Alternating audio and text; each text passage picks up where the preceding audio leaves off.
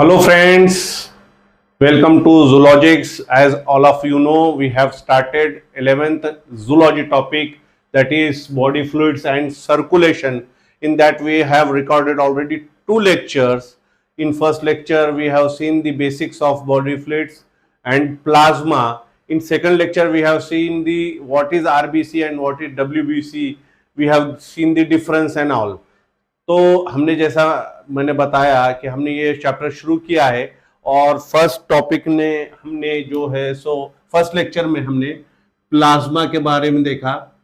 Plasma जो blood का 55% होता है, ये हमने देखा है ऑलरेडी। मैं चुप रिकैप के लिए आपको बता रहा हूँ। और प्लाज्मा का 90% जो है वो वाटर होता है, ये डिटेल्स हमने ऑलरेडी देखा है। इसके बाद 45% जो ब्लड का हिस्सा बचता है वो है फॉर्म एलिमेंट्स। तो ये फॉर्म एलिमेंट्स का हमने दो टाइप देखे हैं, वो है WBC and RBC। White blood cells and RBC is red blood cells. तो RBC को एरिथ्रोसाइट्स कहा जाता है और WBC को ल्यूकोसाइट्स कहा जाता है। ये हमने देख चुके हैं। अभी हमारी जो आज के लेक्चर में देखने वाले हैं हम वो WBC के जो टाइप्स हैं उसके बारे में देखने वाले हैं। RBC का रिकैप में अगर मैं कहूं तो ये इसका मेन काम क्या है? इसका मेन काम ये है कि ये जो रेस्पिरेटरी गैसेस है O2 और CO2 इनको कैरी करता है, ये इसका मेन काम है। जब इसका ये मेन काम है तो ब्लड के जो मेन रोल्स है उसमें जो गैसेस कैरी करने का काम RBC करता है। तो WBC का काम क्या है? They are basically army of body. उनका काम है बॉडी के अंदर जो फॉरेन ऑर्गेनिजम्स, बैक्टीरिया, वायरसेस का जो अटैक होता है, कॉन्टेमिनेशन होता है, इन्फेक्शन होता है, उसको डील करने का काम WBC का है। तो हम इसके टाइप्स आज देखने वाले हैं और ये इसके अंदर क्या टाइप्स है, उनका रोल क्या है, वो आज हम देखने वाले हैं। तो RBC के बारे में हमने देखा, ये बाय कॉन्केव शेप में होते हैं। मैक्सिमम ज्यादातर इन्हीं का हमारे बॉडी के अंदर अबंडेंस है, क्योंकि हमारे बॉडी को बेसिक बात है और लॉजिक की बात है, हमारे बॉडी को कंटिन्यूअस ऑक्सीजन सप्लाई की जरूरत होती है। Without oxygen our body can not survive. और ऑक्सीजन क्यों लगता है, हमने लास्ट चैप्टर में पढ़ा था जिसमें हम breathing and exchange of gases पढ़ा। मेटाबॉलिक रिएक्शंस बॉडी के अंदर 24/7 चालू होते हैं, तो उसके लिए ऑक्सीजन की जरूरत होती है। तो ऑक्सीजन और जो हार्मफुल CO2 है उसको बाहर निकालने की प्रोसेस ऑनगोइंग है, लाइफ टाइम चलने वाली है। तो इसीलिए उसको कैरी करने वाले ब्लड के सेल्स जो है उसकी भी संख्या ज्यादा होना जरूरी है। जो चीज को जितना ज्यादा रिक्वायरमेंट है उसको प्रोवाइडर जो है वो चीज काम करने वाला उसका भी ज्यादा संख्या, ये नेचुरल बात है। तो RBC के बारे में देखा। आज हम देखने वाले हैं WBC के बारे में। तो WBC का जो साइंटिफिक नेम है वो है ल्यूकोसाइट्स कहा जाता है साइंटिफिक लैंग्वेज में। इसमें दो टाइप्स हैं, मैं यहां पे आपको बता देता हूं। एक है ग्रैन्युलोसाइट्स, जिसके अंदर ग्रैन्यूल्स होते हैं,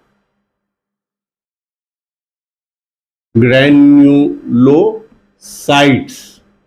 और दूसरा टाइप जो है वो एग्रैन्युलोसाइट्स।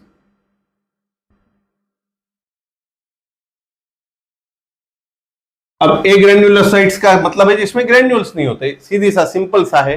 तो ग्रैन्युलोसाइट, एग्रैन्युलोसाइट्स, ये दो टाइप के WBC यानी ल्यूकोसाइट्स बॉडी के अंदर अवेलेबल होते हैं। अब इसके फर्दर टाइप्स होते हैं वो हम देखने वाले हैं। तो उसके अंदर जो 3 टाइप के जो ग्रैन्युलोसाइट्स होते हैं, इसके अंदर 3 टाइप के ग्रैन्युलोसाइट्स होते हैं। वो उसमें है न्यूट्रोफिल्स,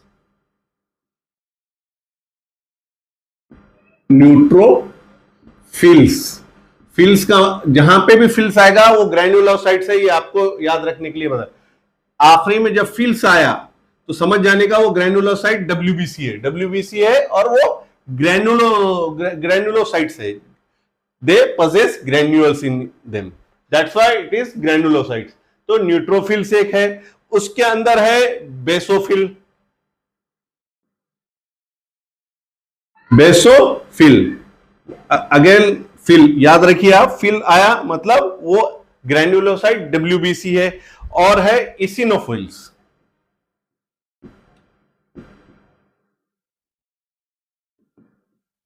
इसिनोफिल्स, तो ये 3 टाइप के ग्रैन्युलोसाइट्स हमारे बॉडी के अंदर पाए जाते हैं, ब्लड में पाए जाते हैं। हमारे सिलेबस के अंदर ह्यूमन बॉडी ह्यूमन ब्लड के बारे में बात किया जा रहा है, और ज्यादातर हम जो बात कर रहे हैं वो ह्यूमन बॉडी ह्यूमन ब्लड की बात करें, क्योंकि हमको आगे चल के जो बनना है, ह्यूमन इंसानों के डॉक्टर बनना, ये हमारा टारगेट है। तो हमें ये बेसिक्स मालूम होनी चाहिए। इसमें आने वाले जो प्रॉब्लम्स है इसको ट्रीट करना है आपको। ये डब्ल्यूबीसी से रिलेटेड तो काम आपका बहुत रहने वाला है, क्योंकि अक्सर इंसानों को अलग अलग किस्म के इन्फेक्शंस होते हैं, अलग अलग किस्म के प्रॉब्लम्स होते हैं। खास करके कॉन्टेमिनेशन, कहीं पे आप जंगल में चले गए और आपको थोड़ा सा कट लग गया, तो वहां के बैक्टीरियाज, वहां की जो माइक्रो ऑर्गेनिजम्स रहने वाले वो अलग रहने वाले, उनका इन्फेक्शन हो गया, पैर में सूजन आ गई, दर्द हो गया, अगरचे वो सही से ट्रीट नहीं किया गया तो वो आगे गैगनिंग में भी जा सकता है, उसका सो एंड सो फोर्थ है। तो इसीलिए आपको डब्ल्यूबीसी कैसा एक्ट करता है बॉडी में, ये भी आपको नेचुरली पता होना चाहिए। तो इसीलिए बेसिक्स हम पढ़ रहे हैं यहाँ पे ब्लड का।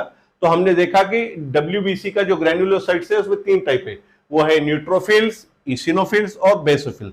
अब बची बात ए ग्रैन्युलोसाइट्स की। ए ग्रैन्युलोसाइट में 2 टाइप के ए ग्रैन्युलोसाइट्स है, वो है, इसमें 2 टाइप के मैं यहां लिखता हूं, एक है लिम्फोसाइट,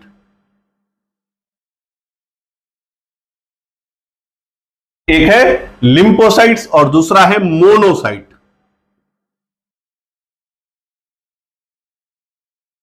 यह है मोनोसाइट। तो ए ग्रैन्युलोसाइट में 2 टाइप के डब्ल्यूबीसी पाए जाते हैं, एक है मोनोसाइट और दूसरा है lymphocyte.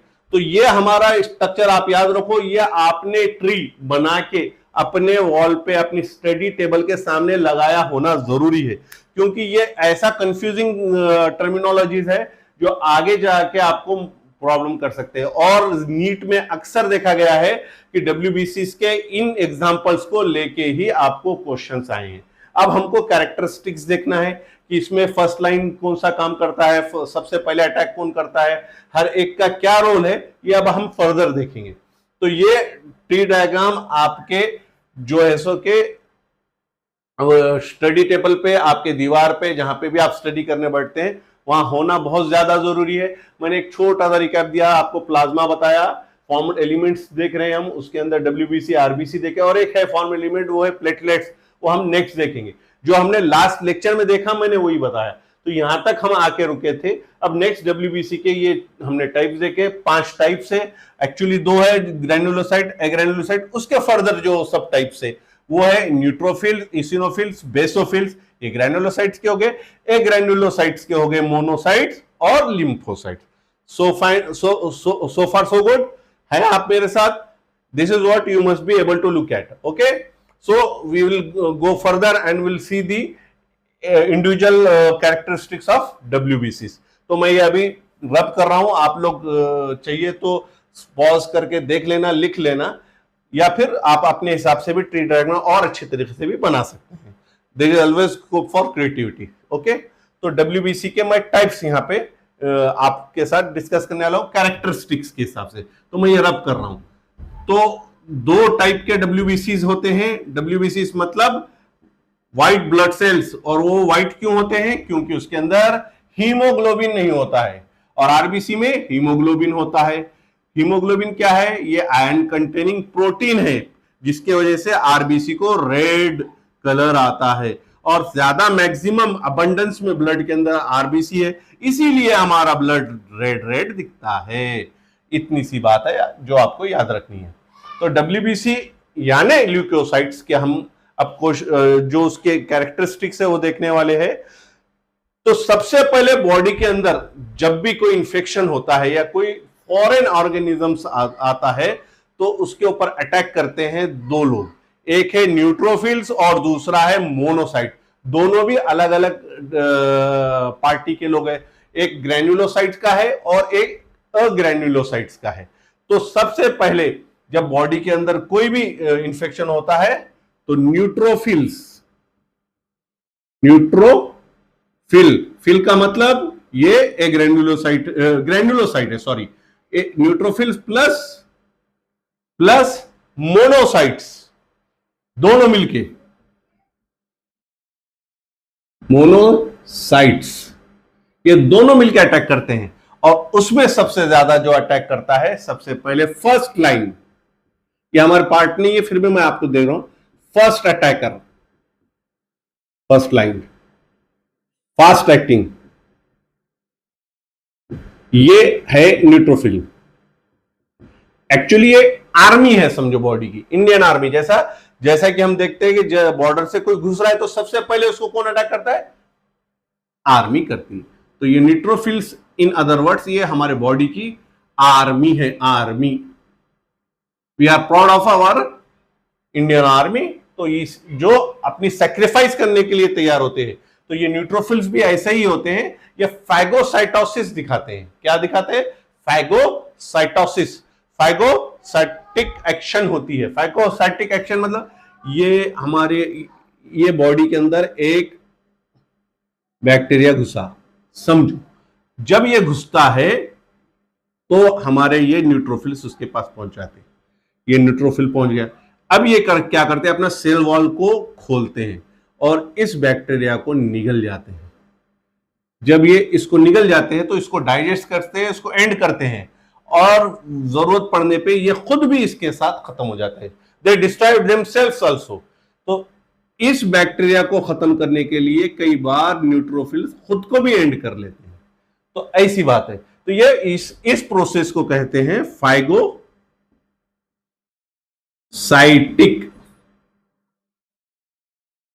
Phagocytic, phagocytic activity, action. Phagocytic, ये वर्ड आपको याद रखना है। फाइगोसाइटिक का मतलब है एंगल्फ करना, खा लेना, ये किसी को निगल लेना, एंगल्फ करके उसको डिस्ट्रॉय करना, इस एक्शन को फाइगोसाइटिक करते हैं। मोनोसाइट्स भी ये करते हैं, लेकिन मोनोसाइट ये फर्स्ट एक्टिंग, फर्स्ट अप्रोच करने वाले नहीं है। They are like more like police. जब आर्मी से भी बच के कोई अंदर सिविलियंस में पेनिट्रेट कहा जाता है तो वहां पे पुलिस का काम होता है, ऐसा होता है। तो पुलिस फिर डीप क्लीन करती है, रेड करती है, जाती है, पकड़ती है, पूरे नेटवर्क को ढूंढती है। तो ये क्या करते हैं? डीप क्लीन करते हैं। डीप क्लीन ये क्या करते हैं? ये मसल्स में तक जाते हैं, सेल्स में तक जाते हैं, मसल और टिश्यू के अंदर जाके ये जो इंफेक्शन या फॉरेन ऑर्गेनिज्म जो भी आया हुआ है उसको डिसमेंटल करते हैं, उसको खत्म करते हैं। तो न्यूट्रोफिल और मोनोसाइट्स दोनों मिलके सबसे पहले काम करते हैं। और ये जो न्यूट्रोफिल्स है, इसकी खासियत ये है, ये मोस्ट अबंडेंट है। मतलब जितने भी WBCs है उसमें सबसे ज्यादा जो आपको WBC मिलेगा वो यही मिलेगा। मतलब 60 to 65% ऑफ टोटल WBC यही है न्यूट्रोफिल्स ही सबसे ज्यादा है। क्योंकि फास्ट एक्शन वो खुद को डिस्ट्रॉय भी कर लेते हैं, ज्यादा जरूरत पड़ती है, इसीलिए ये न्यूट्रोफिल्स सबसे ज्यादा अबंडेंट है। और लीस्ट अबंडेंट, लीस्ट जिसको कहते हैं, वो जो हमारा उसके अंदर जो बेसोफिल था, बेसोफिल न्यूट्रोफिल के साथ जो थर्ड टाइप था बेसोफिल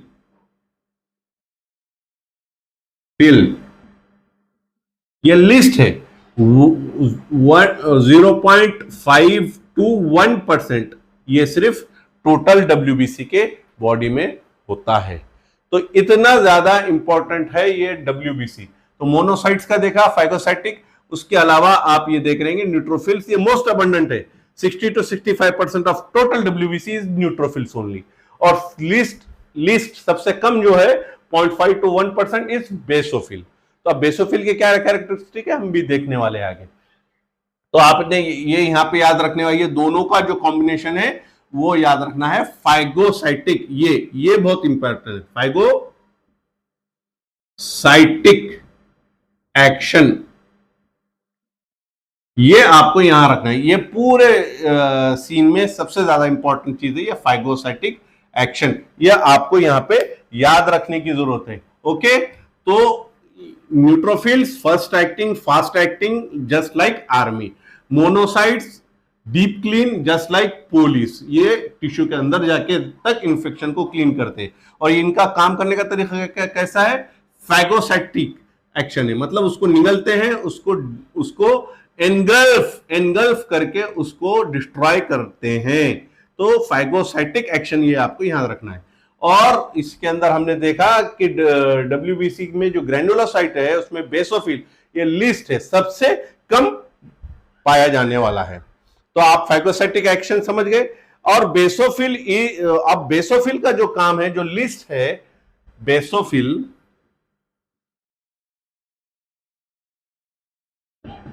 लिस्ट है 0.5 to 1% of WBC, total WBC। इसका काम क्या है, इसका काम यह है, यह सीक्रेट करता है कुछ खास केमिकल या मैसेंजर या कोई सब्सटेंस। 3 किस्म के, कौन से है, फर्स्ट इज हिस्टामाइन, दूसरा है सेरोटोनिन, और थर्ड है हेपेरिन। जो लिस्ट है बेसोफिल, उसका काम क्या है, 3 किस्म के, 3 टाइप के सब्सटेंस को रिलीज करना, सीक्रेट करना, बॉडी में उत्सर्जित करना, मराठी में उसको उत्सर्जन कहते हैं, सीक्रेट करना, जिसमें हिस्टामाइन एक है, दूसरा है सेरोटोनिन और थर्ड है हेपेरिन। ये जब सीक्रेट करता है तो इसका काम क्या है, इसका काम है they are into inflammatory reaction, they kick start the inflammatory reaction. हम देखते हैं कभी हमको मार लग गया, किसी तरीके का इन्फेक्शन हो गया, तो डॉक्टर कहता है कि आपके हाथ पे सूजन है, अंगूठा सूज जाता है, कभी हैंड, हमारे जो जॉइंट्स होते हैं वो उसके अंदर सूजन आ जाती है। तो जो इन्फ्लामेशन है, तो इनका काम क्या है बेसोफिल्स का, दे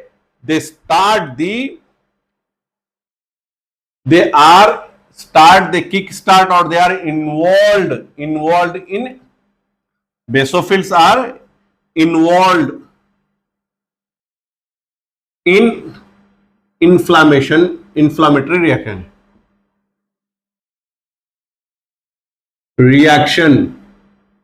रिएक्शन क्यों है ये, कोई इंफेक्शन हुआ, कोई मार लगा, ये पहले एक्शन हुआ, उसके रिएक्शन में इंफ्लामेशन बॉडी में आती है। कई बार लीवर पे सूजन आती है, हेपेटाइटिस, डॉक्टर कहता है हेपेटाइटिस हो गया आपको, हेपेट मतलब लीवर पे आइटिस जहां लग जाता है, वो सूजन को ही दर्शाने वाला शब्द होता है मेडिकल लैंग्वेज में। तो हेपेटाइटिस हो गया, तो लीवर पे सूजन आ गई। तो ये जो सूजन आती है, ये किसी एक्शन का रिएक्शन होता है। आपने कुछ गलत खा लिया, कोई ऐसी चीज खा ली, या कोई इन्फेक्शन हो गया आपके लीवर को, इसकी वजह से उसके ऊपर सूजन, कोई मार लग गया, कि आपके अंगूठे को मार लग गया, आपके जॉइंट में मार लग गया, आपके हाथ पे मार लग गया, आपके सर पे मार लग गया, आपकी नाक पे मार लग गया, आपके होठ पे मार लग गया। देखते हैं ना, छोटे बच्चे गिर जाते हैं, होठ पे मार लगता है, होठ सूज जाता है। कई बार कोई छोटा सा फ्लाई, चूंटी या शहद की मक्खी जिसे कहते हैं, हनी बी जिसे कहते हैं, वो भी काट ले तो वहां पे भी सूजन आ जाता है। तो किसी एक्शन की वजह से वो वहां पे जो सूजन आती है, इसीलिए इसको इन्फ्लेमेटरी रिएक्शन कहा जाता है। तो बेसोफिल का काम क्या है, वो 3 चीजें है, सीक्रेट भी करता है और they are involve in inflammatory reaction. ये लिस्ट है, सबसे कम है हमारे बॉडी के अंदर। तो बेसोफिल्स के कैरेक्टरिस्टिक में हमको ये बात याद रखने की बहुत ज्यादा जरूरी है। अब हम बात करते हैं इसिनोफिल्स की, जो थर्ड ग्रैन्युलोसाइट है, थर्ड इसिनोफिल्स। तो अब हम इसिनोफिल्स की बात करते हैं। इसिनोफिल्स का काम क्या है, आइए देखते हैं। तो थर्ड जो ग्रैन्युलोसाइट था, वो था इसिनोफिल।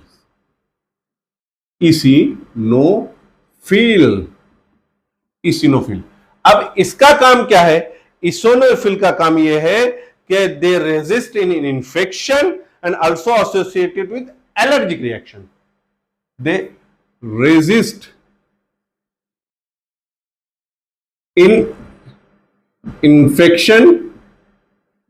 मैं जो भी लिखता हूं ये एनसीईआरटी के वर्ड्स है, एनसीईआरटी ने हमारे सिलेबस में जो दिए है वो है resist in infection and associated with allergic reactions. तो ये भी बहुत जरूरी है। और ये कितने परसेंट होते हैं? 2 to 3% of total WBC. Total WBC के 2 to 3% ये बॉडी में प्रेजेंट होते हैं, ब्लड में प्रेजेंट होते हैं। अब टोटल डब्ल्यूबीसी का 2 to 3% है। और ये टोटल डब्ल्यूबीसी का 2 to 3% है। कल को आपको चकमा देने के लिए एक ट्रिक क्वेश्चन आ सकता है, 2 to eosinophils present in blood in proportion of 2 to 3%। Wrong, blood के 2 to 3% नहीं है, ब्लड के अंदर जो WBCs है उसके 2 to 3% है। तो ये बात याद रखने की जरूरत है, टोटल WBC के 2 to 3% है। जैसा कि मैंने यहां पे प्लाज्मा बताया, प्लाज्मा ब्लड का 55% है, लेकिन प्लाज्मा के अंदर 90% वाटर है। समझे आप? कल को क्वेश्चन आया अगर ब्लड का 90% सिर्फ वाटर ही है, तो आपको पढ़ा हुआ तो था जमलिंग और आपको कंसेप्ट क्लियर ज्यादा नहीं रहने, याद नहीं रहने की वजह से आपको लगेगा प्लाज्मा 90% वाटर, ये तो हमने पढ़ा है। लेकिन ब्लड के 90% वाटर नहीं है, प्लाज्मा के 90% है। प्लाज्मा तो ब्लड के अंदर 55% है, तो 55% जो प्लाज्मा है उसमें 90% ब्लड है। सेम वे इसिनोफिल्स जो है 2 to 3%। टोटल जो ब्लड के अंदर जो डब्ल्यूबीसी है, डब्ल्यूबीसी में भी फॉर्म एलिमेंट में डब्ल्यूबीसी है, डब्ल्यूबीसी के 2 to 3% जो है इसिनोफिल्स है। उसी तरह न्यूट्रोफिल्स 60 to 65% है, लेकिन टोटल डब्ल्यूबीसी के उतना है। तो ये बारीक बारीक बातें हैं, ट्रिकी बातें हैं, ये आपको याद रखने की जरूरत है। और ये कब याद रहेगा? जब आप बार बार पढ़ोगे, तो ये टर्मिनोलॉजी भी याद रहेगी, इसके परसेंटेज भी याद रहेंगे। इसीलिए जो जूलॉजी स्पेशली बायोलॉजी जो है वो वोलाटाइल सब्जेक्ट है, इसको बार बार रिवीजन की जरूरत होती है। और ये सबसे ज्यादा स्कोरिंग सब्जेक्ट भी है। नीट में स्कोर करना है तो बाय हार्ट हैंड्स ऑन होना चाहिए आपका बायोलॉजी के ऊपर। तो बायो बहुत ज्यादा जरूरी है और इसीलिए बार बार आपको पढ़ना है। और ये इंपॉर्टेंट क्योंकि डॉक्टर बनने के लिए बायो ही इंपॉर्टेंट है। That is the base. इसी के ऊपर आपको बिल्ड करना है मेडिकल नॉलेज आपका। तो ठीक है, तो इसिनोफिल्स का काम क्या है? दे रेजिस्ट इन इन्फेक्शन। ये हमारे एनसीईआरटी में आता है। वैसा तो काम अगर डिटेल में जाएंगे तो बहुत निकलेंगे, लेकिन जो एनसीईआरटी है जो हमारे सिलेबस का है उतना ही हम यहाँ देख रहे हैं। मैं आपको इंफॉर्मेशन लोड देना नहीं चाहता। हेवी इंफॉर्मेशन लोड से फिर ना ये याद रहता ना वो याद रहता। मैंने फार्मा इंडस्ट्री में काम किया हूं, इसके डिटेल सब मालूम है मुझे, लेकिन आपको इंफॉर्मेशन लोड मुझे बढ़ाना नहीं है। जितना इंपॉर्टेंट है उतना मैं यहाँ पे एक एक लाइन एक एक टर्म यहाँ पे पूरा सा कवर कर रहा हूं। तो resist in infection and associated with allergic reaction. कौन? इसिनोफिल। अब एलर्जिक रिएक्शन कई बार ऐसा होता है इंसानों को कोई इंफेक्शन, कोई माइक्रो ऑर्गेनिज्म बाहर से नहीं आता, कोई लिविंग भी नहीं आता, लेकिन किसी पार्टिकल से, नॉन लिविंग चीज से भी इंसान को तकलीफ होती है। खास करके आपने देखा होगा आपके फैमिली में लेडीज, अक्सर कुछ लेडीज चेहरे को मास्क बन के, कपड़ा बन के घर में झाड़ते हैं। क्यों? कुछ करते, हर कोई नहीं करता, क्योंकि उनको डस्ट पार्टिकल की भी एलर्जी होती है। कुछ लोग पिकनिक मनाने के लिए जाते हैं, जैसा कि कोई माउंटेन्स पे चले गया, कोई जंगल साइड चले गया या पार्क साइड चले गया, सब एंजॉय करते हैं और किसी को अचानक से स्नीजिंग, छींकें आना शुरू होती है, स्नीजिंग करते हैं, नाक में से पानी बहता है, आंखें लाल हो जाती है और जुकाम वाले सिम्टम्स पूरे आ जाते हैं। हालांकि वो समर सीजन है, समर सीजन में भी पिकनिक में कहीं कंट्री साइड चले गए, खेड़े साइड जो विलेज साइड होता है वहां चले गए या पार्क चले गए, तो उनको होता है। क्यों?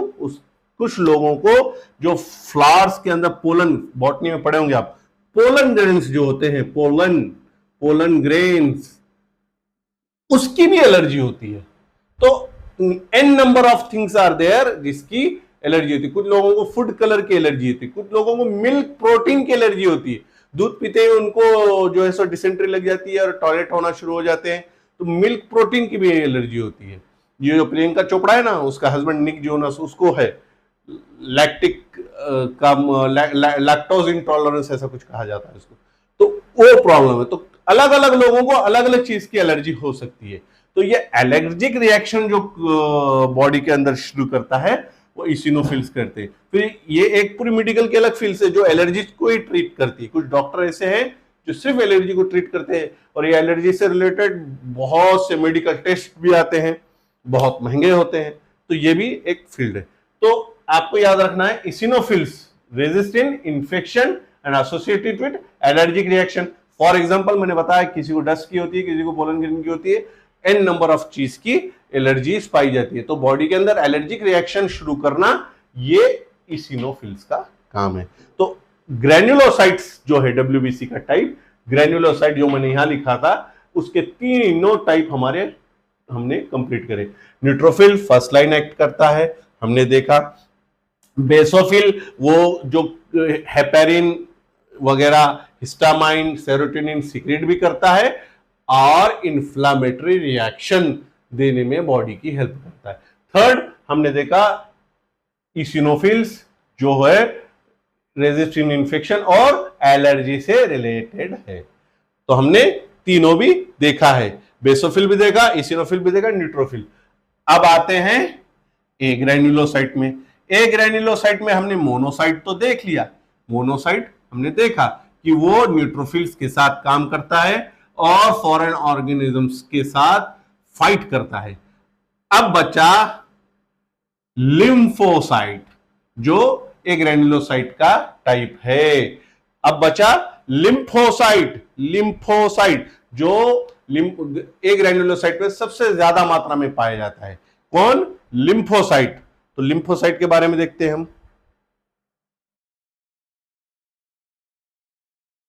लिम्फोसाइट्स, तो लिम्फोसाइट्स ये 20 से 25% ऑफ टोटल डब्ल्यूबीसी, ये याद रखना है। तो of total WBC lymphocytes are 20 to 25% of total WBC. अब ये जो लिम्फोसाइट है इसमें 2 टाइप्स होते हैं। लिम्फोसाइट में भी 2 टाइप्स होते हैं, एक बी लिम्फोसाइट, एक T lymphocyte. B lymphocyte, T lymphocyte, ये 2 टाइप के लिम्फोसाइट पाए जाते हैं। And they are responsible for immune response. Immune response, they are responsible for immune response. Immune response मतलब ऐसा है जब बॉडी में हमने देखा कि फॉरेन ऑर्गेनिजम्स आ गया, कोई बैक्टीरिया आ गया या कोई माइक्रोफाज आ गया, कोई वायरस आ गया, तो हमने देखा कि न्यूट्रोफिल अटैक करता है, मोनोसाइट काम करते हैं। इसके अलावा भी कई बार उनको ज्यादा मात्रा में आए या फिर वो लोग उसके ऊपर काम नहीं कर सके या उनसे बच गए, ये बॉडी के first line second line defence system है। तो इम्यून सिस्टम का काम ये है। तो ये बी, खास करके ये जो बी है, बी लिम्फोसाइट, ये बनाते हैं एंटीबॉडीज। ये एंटीबॉडीज बनाते हैं। एंटीबॉडीज एक ऐसा केमिकल और ऐसी चीज है जो रिकग्नाइज करता है फॉरेन ऑर्गेनिजम्स को, क्योंकि फॉरेन ऑर्गेनिज्म की जो केमिकल जो जेनेटिक मेकअप है या उसके ऊपर जो प्रोटीन्स पाए जाते हैं वो हमारे बॉडी के नहीं होते, वो फॉरेन है। हमारे बॉडी उसको पहचान लेती है। जो वो फॉरेन ऑर्गेनिज्म के ऊपर जो प्रोटीन है, जो साइट है, जो पहचाने जाते हैं, जो इंडिकेटर्स है, उसको एंटीजन कहते हैं। एंटीजन, ये एंटीजन को पहचान के उसको जाके इसको डिसमेंटल करने वाले, इस पर जाके चिपकने वाले एंटीबॉडीज बनाते हैं बी लिम्फोसाइट। बी लिम्फोसाइट का काम है एंटीबॉडीज बनाना। ये एंटीबॉडीज जाएंगे, वो बैक्टीरिया के ऊपर जो एंटीजन होते हैं उसको पहचानेंगे और उसको जाके कवर करेंगे या उसको जाके चिपक जाएंगे और उसको फिर बॉडी को सिग्नल देंगे कि यहाँ पे ये आए थे, हमने इसको चिपक गए, इसको न्यूट्रलाइज किया जाए। कई बार ये जाके चिपक जाने से ही वो न्यूट्रलाइज हो जाता है या फिर और भी उसमें प्रोसेस इन्वॉल्व हो सकती है जो फॉरेन ऑर्गेनिजम्स को न्यूट्रलाइज करते हैं। प्लस जो टी लिम्फोसाइट है ये बी लिम्फोसाइट को एंटीबॉडीज भी बनाने में मदद करते हैं। प्लस इनकी मेमोरी होती है कि इस अगर कोई माइक्रो ऑर्गेनिज्म बॉडी में आया तो इनका काम है याद रखना, क्या ये पहले आया था, क्या बॉडी को इसका इन्फेक्शन पहले हुआ था। तो इनकी जो मेमोरी है टी लिम्फोसाइट की, ये मेमोरी बहुत स्ट्रांग होती है। ये याद रखते हैं कि ये इन्फेक्शन पहले आया था या नहीं आया। अगर जब पहले नहीं आया तो आज आया, उसको हमने कौन से एंटीबॉडीज बना के उसको न्यूट्रलाइज किया गया, ये इनके पास स्टोर हो जाता है। तो दे आर एक तरीके का ब्लड का ब्रेन कह सकते हैं आप। ये हमारे सिलेबस का हिस्सा नहीं है, मैं बता रहा हूं। तो ये मेमोरीज है इनके पास। तो जो इन्फेक्शन की आए हैं, इन्फेक्शन उनकी मेमोरी टी लिम्फोसाइट करते हैं। तो अपने अब हमारे जो सिलेबस में है सिर्फ बी और टी लिम्फोसाइट इतना ही दिया गया है। ये मैं आपको इसलिए बता रहा हूं कि आपका इसका डिफरेंशिएशन तो याद रहे कि एंटीबॉडीज बनते हैं, एंटीजन होते हैं फॉरेन ऑर्गेनिजम्स के ऊपर, उसको आइडेंटिफाई करके एंटीबॉडीज जाके उस पर अटैक करते हैं। और जो एंटीबॉडीज बन रहे हैं वो बनाने में टी लिम्फोसाइट बी लिम्फोसाइट की हेल्प तो करता ही है। प्लस ये एंटीबॉडीज पहले बनाए गए थे क्या, ये एंटीजन पहले आया था क्या, ये इन्फेक्शन पहले आया था क्या, इसकी मेमोरी टी लिम्फोसाइट के पास होती है। और अगरचे पहली बार आया तो ये नए इन्फेक्शन की भी मेमोरी टी लिम्फोसाइट के पास रहती है। इसीलिए ये वैक्सीनेशन होता है ना कि एकदम डेड माइक्रो ऑर्गेनिजम्स या कमजोर किए हुए माइक्रो ऑर्गेनिज्म को बॉडी में इंजेक्ट किया जाता है। और डेड नॉन एक्टिंग साइलेंट जो रहते हैं, जो बॉडी में जाके सिर्फ एंटीबॉडीज प्रोड्यूस करते हैं और मेमोरी प्रोड्यूस करके, जब आपको एक्चुअल इन्फेक्शन होगा तब हमारे बॉडी को पता रहेगा कि अरे ये तो पहले आया था, भले ही माइल्ड आया था, भले ही मरा हुआ आया था, लेकिन एंटीजन की वजह से बॉडी को एंटीबॉडीज बनाने की आदत रहेगी। और जब एक्चुअल में आपको इन्फेक्शन होगा तो बॉडी रेडी रहेगी वो इन्फेक्शन से फाइट करने के लिए, क्योंकि हमारे टी लिम्फोसाइट के अंदर वो स्टोर रहेगा कि ये पहले आया था। इसीलिए वैक्सीनेशन प्रोग्राम्स चालू होते हैं, इसीलिए वैक्सीनेशन दी जाती है। पोलियो वैक्सीन ये वो जो आज जो चलाए जाते हैं, 2 बूंद जिंदगी की, अमिताभ बच्चन याद होगा ना आपको, तो ये सब उसी के पीछे का। ये हमारा हिस्सा नहीं है अभी, फिर भी मैं आपको ये बता रहा हूं कि ये टी लिम्फोसाइट और बी लिम्फोसाइट क्या काम करते हैं, ये यहाँ पे समझना बहुत जरूरी है। अपने सिलेबस के हिसाब से तो यहाँ पे 2 टाइप होते हैं and they are responsible in immune response of body, इतना ही दिया गया है। दे आर रिस्पॉन्सिबल, लिम्फोसाइट होते हैं और ये 2 टाइप होते हैं। They are responsible immune responsible for immune response, इतना आपको यहाँ पे याद रखना है। अब आते हैं थर्ड फॉर्म एलिमेंट्स। हमने 2 तो लिखे थे यहाँ पे WBC, थर्ड है प्लेटलेट्स। ये भी फॉर्म एलिमेंट का एक टाइप है। फॉर्म एलिमेंट का टाइप है प्लेटलेट्स, जिसको साइंटिफिक लैंग्वेज में और एक नाम है वो है थ्रोम्बोसाइट्स। ये प्लेटलेट्स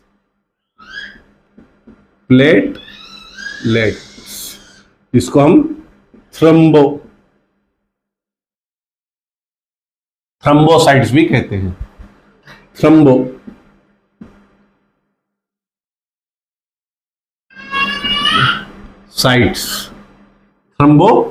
भी कहा जाता है। Thrombocytes, platelets. तो थर्ड टाइप क्या है? प्लेटलेट्स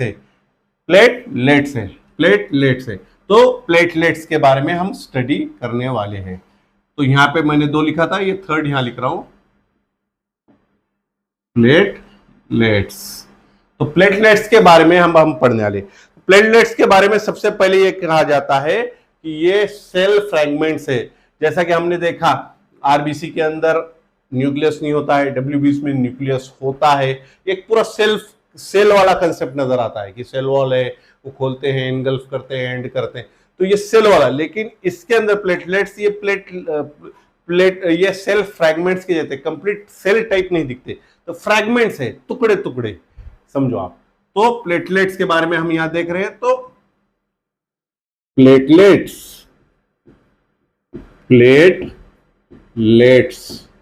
थ्रोम्बोसाइट, बोसाइट्स, दे आर सेल फ्रैगमेंट।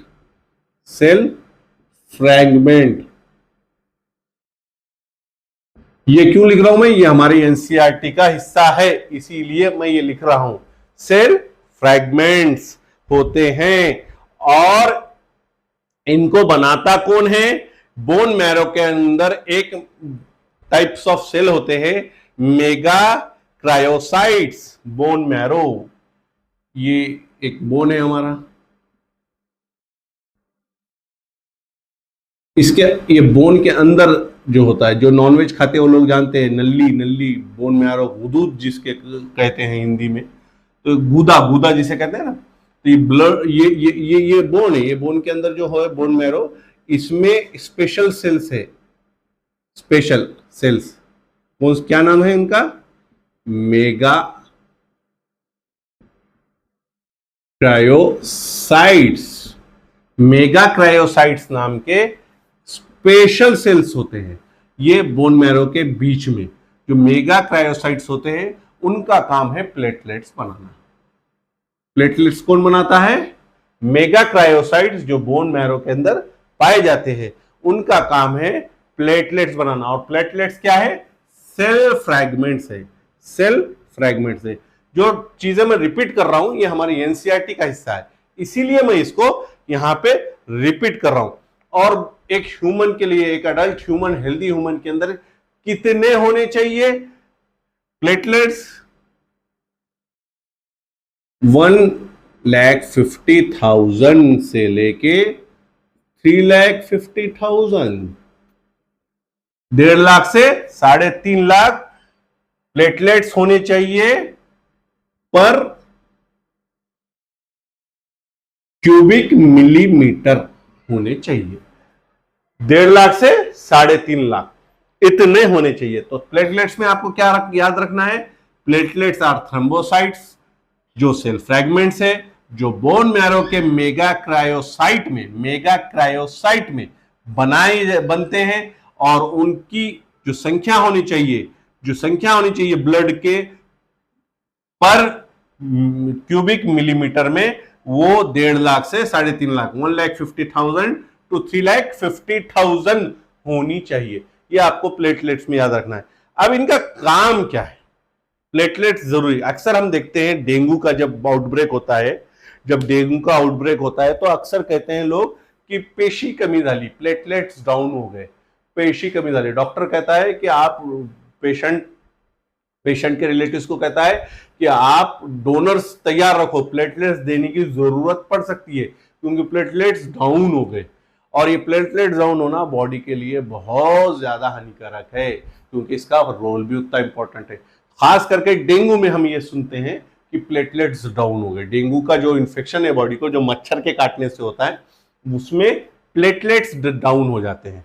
तो इसीलिए बहुत ज्यादा जरूरी होता है कि प्लेटलेट्स को मेंटेन करने के लिए बाहर से प्लेटलेट्स डोनर के जरिए दिए जाने चाहिए, देना पड़ सकता है।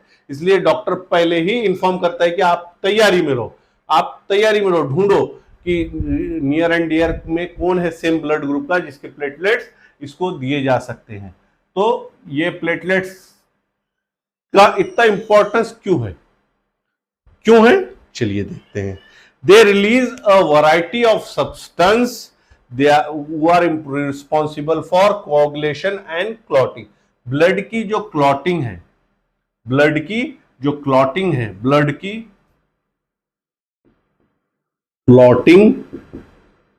और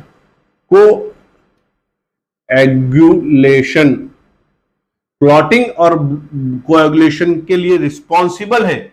जो ये जो फंक्शन है ब्लड का, क्लॉटिंग और कोएगुलेशन, इसको हेल्प करने वाले सब्सटेंस, ये प्लेटलेट्स सब्सटेंस प्लेटलेट्स सीक्रेट करते हैं।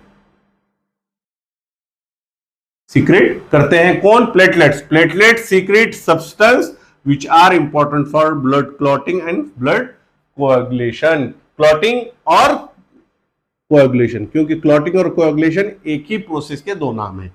तो substance secreted by platelets are important for blood clotting और कोएगुलेशन। इसीलिए जब भी ये जो संख्या है 1.5 लाख से 3.5 लाख, ये जब गिरती है, डाउन होती है, तो ब्लीडिंग टाइप डिसऑर्डर, ब्लीडिंग से रिलेटेड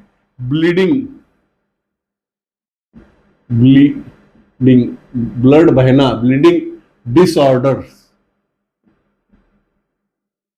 बॉडी में पैदा होते हैं।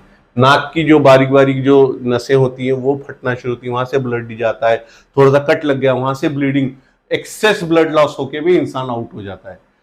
तो ये बॉडी के अंदर पैचेस आना शुरू हो जाते हैं, बारीक बारीक जो धमनियां होती है, जो बारीक बारीक नसें होती है, वो फट के वहां पे ब्लड के पैचेस बनाना शुरू कर देती है। तो ये प्रॉब्लम ब्लीडिंग डिसऑर्डर, अब उसका डिटेल कितने टाइप के डिसऑर्डर वो हमारे सिलेबस का हिस्सा नहीं है। तो इसके अंदर reduction decrease in platelets of body cause bleeding disorder. क्योंकि क्लॉटिंग का जो काम था ब्लड का, वो काम सही से नहीं होता है। तो आपको इसमें याद रखना है प्लेटलेट्स, थ्रोम्बोसाइट्स, बोन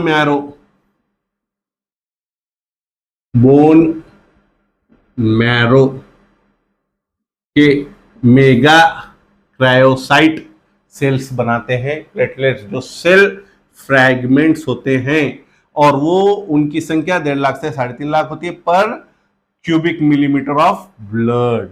और उनका काम क्या है?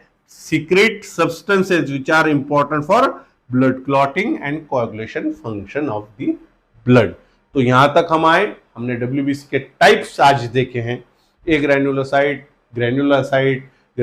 के 3 टाइप, एक ग्रैन्युलोसाइट के 3 टाइप, फिर हमने प्लेटलेट्स जो थर्ड, ये एक डब्ल्यूबीसी था, आरबीसी था, और ये थर्ड जो है प्लेटलेट्स आज हमने कंप्लीट किया है। तो प्लेटलेट्स के अंदर याद रखने वाली चीजें ये हैं। अक्सर देखा गया है जो इंसान के प्लेटलेट्स डाउन हो जाते हैं, ब्लीडिंग डिसऑर्डर मतलब क्या, हल्की सी भी कोई चीज, जैसा कि सुबह में आप उठते हैं, ब्रश करते हैं ना, सब लोग ब्रश करते हैं, तो ब्रश करते करते अक्सर कभी कभी हमारा ध्यान नहीं होता है, या फिर थोड़े से मसूड़ों को ब्रश के ब्रिस्टल्स जो है वो छू लेते हैं, थोड़ा सा उसको रब कर देते हैं। तो लेकिन जिसके प्लेटलेट्स डाउन है उसको गम ब्लीडिंग बहुत होती है। गम्स जो होता है ना, गम, मसूड़े, गम्स से ब्लीडिंग होती है, ब्लीडिंग, और इतनी होती है कि पूरा माउथ जो ओरल कैविटी है वो ब्लड से भर जाता है, क्योंकि प्लेटलेट्स डाउन होने की वजह से हल्की सी भी खराश, हल्का सा भी उसको ब्रश अगर लग जाए गम्स को, तो ब्लीडिंग होती है। तो इसके बहुत से टाइप है। एक एग्जाम्पल के तौर पे आपको याद रखना है, आपको प्लेटलेट्स याद रखने के लिए गम्स याद रखना पड़ेगा। गम्स की ब्लीडिंग क्यों होती है? प्लेटलेट डाउन होने की वजह से। तो प्लेटलेट का काम क्या है? कोएगुलेशन करना। तो इसकी संख्या क्या है? इतनी है। सेल्फ फ्रैगमेंटेड थ्रोम्बोसिस बहुत इजी है, खाली आपको बार बार पढ़ना पड़ेगा। इसका चार्ट बना के अपने स्टडी टेबल में बार बार कह रहा हूं, क्योंकि ये वाले जो जिसके अंदर बहुत ज्यादा परसेंटेजेस, बहुत ज्यादा टाइप्स होते हैं, ऐसी चीजें आपको आपके डे टू डे लाइफ में चलते फिरते आप नजर मारते रहेंगे, तो आपके सबकॉन्शियस माइंड में भी वो याद रहेगा आपको। तो मेरा काम है आपको रेडी करना नीट के लिए। देख रहे हैं आप, नीट का बहुत ज्यादा कंपटीशन है। 30 लाख, 20 लाख, 25 लाख स्टूडेंट्स जो है नीट देने के लिए बैठते हैं। और हाँ, इंडिया में ज्यादा से 1 से 1.5 लाख, 1,40,000 से 1,50,000 MBBS सीट्स अवेलेबल है। तो बहुत टफ कंपटीशन है। तो इतने टफ कंपटीशन में आप जब तक, मराठी में कहते हैं ना, एकच ध्यास फक्त अभ्यास, ध्यान दे के पढ़ाई करना पड़ेगा, आपको फोकस रखना पड़ेगा। जो लोग अपनी घर के हालात बदलना चाहते हैं, जो अपने माँ बाप को खुश रखना चाहते हैं, जो अपने माँ बाप को प्राउड फील कराना चाहते हैं, ऐसे स्टूडेंट को सीरियस होना पड़ेगा। जो बच्चे टाइम पास करने आए हैं, जो पढ़ाई में सीरियस नहीं है, मैं उनकी बात ही नहीं कर रहा हूं। जो बच्चे सीरियस और अरमानों को लेके, माँ बाप के विश्वास को लेके जो आए हैं, जो विश्वास को पूरा करना चाहते हैं, खास करके गर्ल्स जो अपने पैरों पे खड़ी होनी चाहती है, जो अपने आप को प्रूव करने चाहती है, जो इंडिपेंडेंट बनना चाहती है, उनके लिए ये बहुत बहुत ज्यादा जरूरी है कि आप ये चीजें पढ़ें, लिखें, चार्ट बनाएं, अपने स्टडी टेबल पे रखें। इसीलिए मैं यहाँ पे कोशिश कर रहा हूं कि आपको एनसीईआरटी का हर टॉपिक, हर जो जूलॉजी का टर्मिनोलॉजी है वो आप तक पहुंचाऊं, क्लियर करूं। देखते रहिए जूलॉजिक्स। Thank you.